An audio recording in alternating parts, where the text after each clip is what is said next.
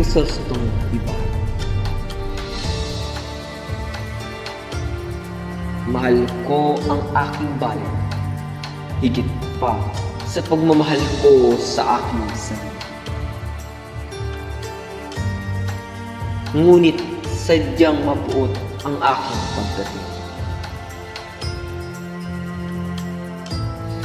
Ang mga tao ay sadyang huwad.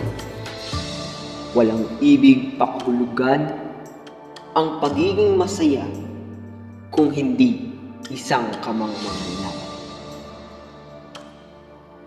Sinubukan kong idiretso ang maling pamamalakad sapagkat aking nabatid na nilalamon ng relihiyon at ng may kapangyarihan ang aking inang bayan, Pilipinas.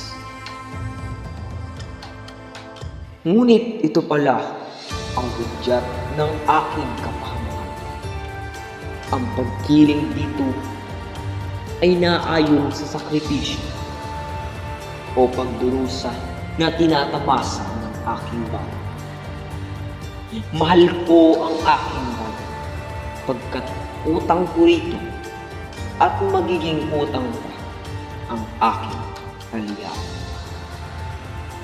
Patawarin niyo ako, aking Maria at aking inang bayan, sapagkat nawalan ako ng paninindigan sa tao.